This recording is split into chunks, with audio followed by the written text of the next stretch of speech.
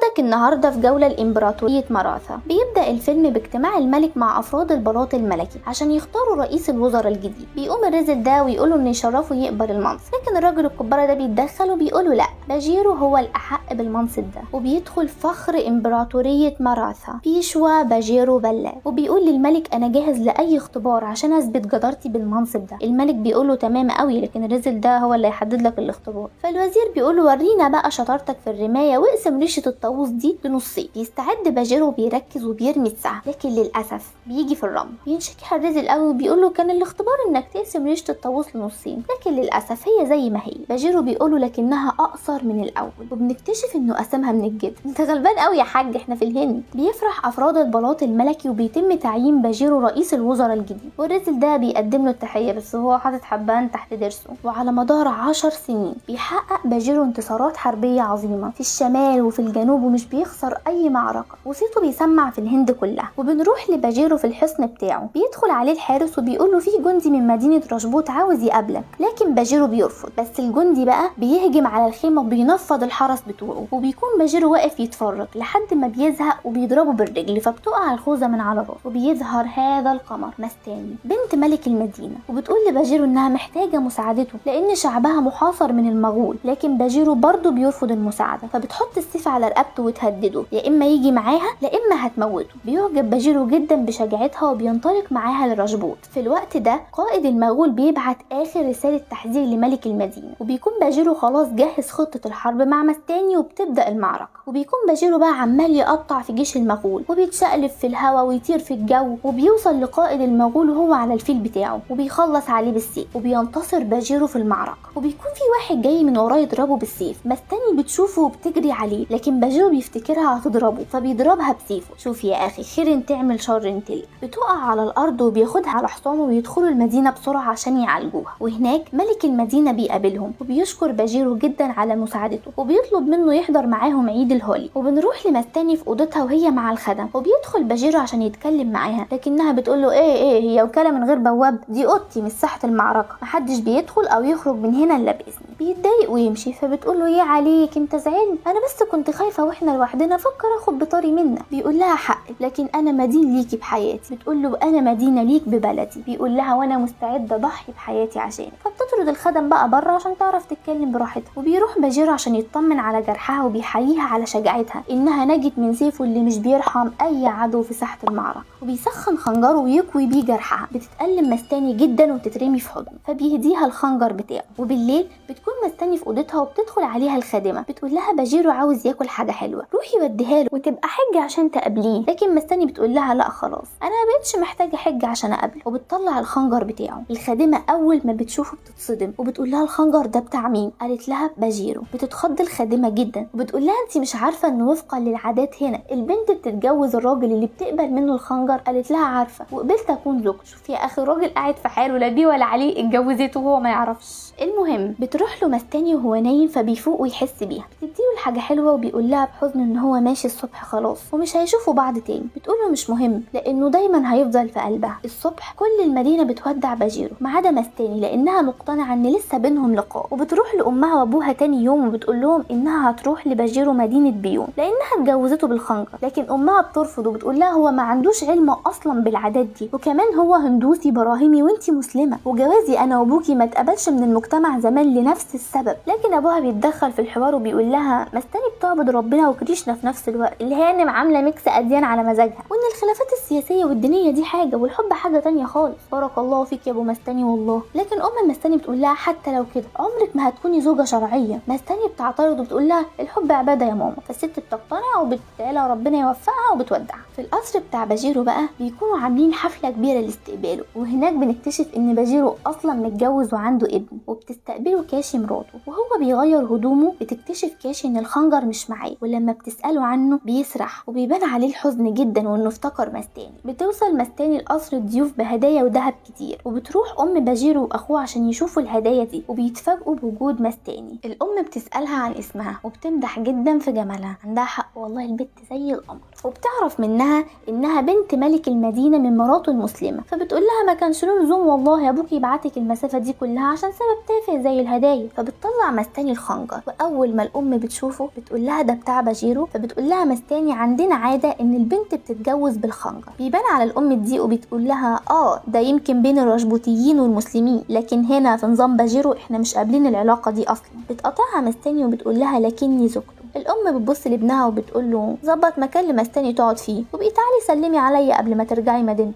فبيخليها تروح تقعد في استراحة الخدم وفتيات الليل. الخدامة بتاعتها بتقول لها الناس دي بتحاول تهينك، ده مش مكان للضيوف ولا مكان يليق ببنت الملك، ومهما عملتي هما مش هيعرفوا انك هنا اصلا. قالت لها لا مش همشي، مش هسمح لهم ينسوا حبي. وبنروح لباجيرو وهو مع ابنه واخوه النائب بتاعه، وهما بيفرجوه على قصر المراية اللي اتبنى مخصوص عشانه. وبيكون في ميزة في القصر ده ان كاشي تقدر تشوف اللي في القصر من اوضتها عن طريق الاشعة اللي بتعكسها المرايات على شباك اوضتها، وبعد كده تنتقل من خلال الازاز للستاير. وفعلا كاشي بتشوفه، واخوات باجيرو البنات بيكونوا موجودين وبيتكلموا عن قد ايه هو وسيم وكل البنات هتموت عليه. فبتتضايق كاشي جدا وبتقول لهم باجيرو حبيبي عمره ابدا ما بص لواحده غيره. والله العظيم كاشي دي غلبانه جدا. المهم ام باجيرو الحربوقه دي بتبعت دعوه لمستاني عشان ترقص في حفله استقبال باجيرو في قصر المرايه، وهناك باجيرو بيتفاجئ بوجودها جدا، وبتبدا بينهم نظرات الحب والاشتياق. وكاشي بتكون موجوده في الحفله بس بتحس ان في حاجه غلط. مستاني لما بترقص وبتخلص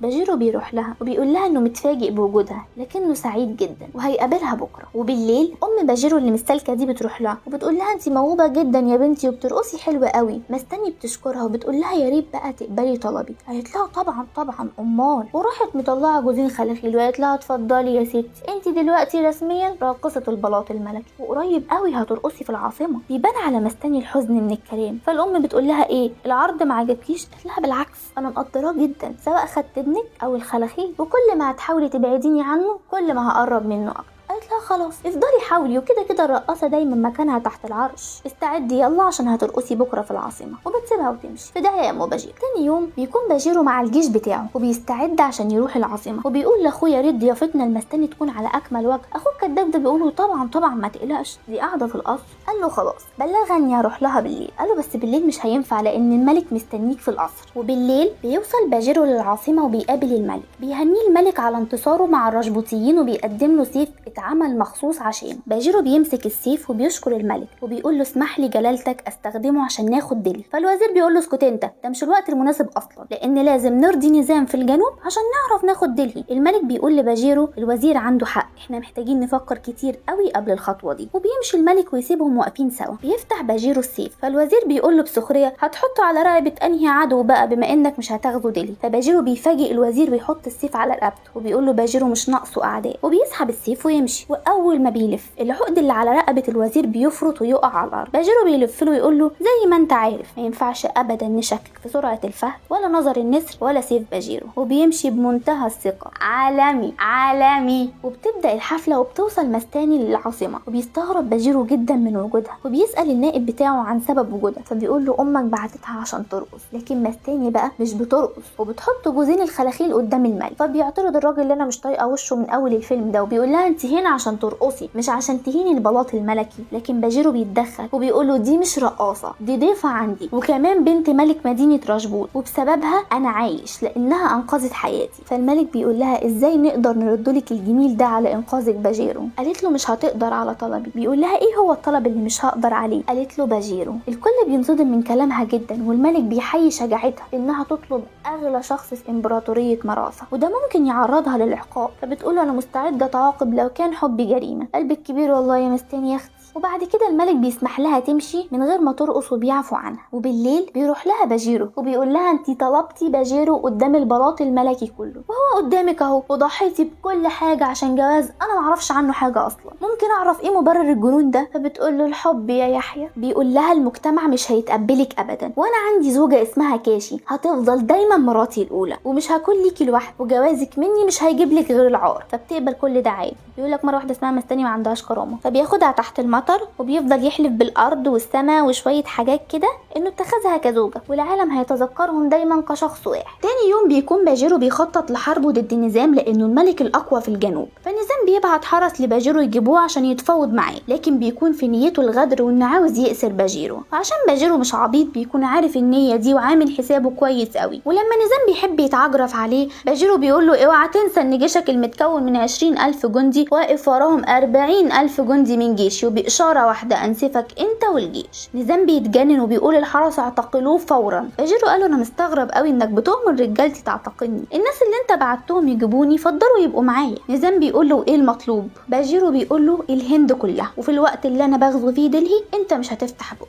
وكمان هترجع كل املاك مراثا اللي استوليت عليها للملك. فنظام بيقبل كل ده، وبعدين باجيرو بيقوم يمشي ويقول له سلام يا ابن العبيط. وفي القصر بتاعه بقى ام الحربوقه بتنظم حفله وبتعزم كل البراهمه على الغداء، وعلى راسهم كريشنا بهات كبير البراهمه، وبتقول لاخوه اللي مسالك زيها ابعت رساله لمستاني عشان تيجي ترقص. وبتبدا الوليمه، لكن بيوصل الرسول برد مستاني انها مش هترقص تاني. فالام بتقول له ده كلام مين؟ قال لها ده كلام بيشوى باجيرو لانه كان هناك وهيرجع بعد عيد الفطر عشان هيقضيه مع مستاني. اول ما كريشنا بهات بيسمع الكلام ده بيتقمص ويقوم يمشي وياخد معاه كل البراهمه. وبالليل لما بيرجع باجيرو امه بتقول له ما لسه بدري، البراهمه مشيوا من غير ما يدوقوا ولا لقمه. قال لها مش مهم، نعزمهم تاني ونحتفل مرتين عشان مستاني هتبقى ام الطفل. بتتصدم الام وبتقول له اذا كان هم مشيوا لما عرفوا انك فضلتها هي واحتفلت معاها بالعيد، امال هيعملوا ايه لما يعرفوا الخبر ده؟ قال لها مش مهم. وبيدخل لكاشي عشان يحاول يقول لها انه على علاقه بمستاني، لكنها مش بتديله فرصه وبتقول له انها حامل. فبيكتب رساله لمستاني وبيقول لها انه بيحبها، لكنه مش هيقدر يقابلها تاني لحد ما كاشي تعرف الحقيقه، لانها مش بس زوجته دي كمان صديقته. لكن اخوه بياخد الرساله من الحارس وبيولع فيها ويحرقها، وبيبداوا يضيقوا عليها جدا انها توصل له، وكل رسايلها مش بتوصل له، وبيفضل فتره كبيره مفيش بينهم وبين بعض تواصل لحد ما مستاني بتقلق عليه وبتدخل القصر في الهودج على انها شخص تاني في السر. والحارس بيروح يبلغ باجيرو ان مستاني مستنياه في قصر المرايه. واول ما بيوصل القصر وبيقفوا هما الاتنين في النص بيوصل شعاع لغرفه كاشي وبتتعكس صورته على الستاير وهو مع مستاني. ساعتها بتعرف انه على علاقه بيها وبتكون في منتهى الحزن والغيره. وبيجي ميعاد ولاده كاشي وبتخلف ولد بتسميه راغونات، وفي نفس اليوم بتولد الشجاعه البطله مستاني لوحدها بعد ما كل اللي في المدينه بيرفضوا يساعدوها في الولاده. وبرضه بتخلف ولد لكن بتسميه كريشنا، وبيتم عمل حفل التسميه لابن كاشي، لكن كريشنا بهات بيرفض يعمل حفل تسميه لابن مستاني. اولا لانها مسلمه، ثانيا لانهم مش متجوزين على الطريقه الهندوسيه، وحتى لو اتجوزها دلوقتي هيفضل ابنها غير شرعي لانه اتولد وهم مش متجوزين. ساعتها باجيرو بيقول له ولا تزعل، هيبقى مسلم زي امه وكمان هياخد اسم مسلم. وبيهدي مستاني قصرين لانه بيكون خايف عليها من اهله يعملوا فيها حاجه لو جراله حاجه، لكن الكلام ده طبعا مش بيعجب اخوه وبيقول له دي مجرد عشيقه. فباجيرو بيغضب جدا ومن غضبه بيرمي الخنجر ناحيته بس مش بيجي فيه. فباجيرو بيقول له على فكره يا وجه البورس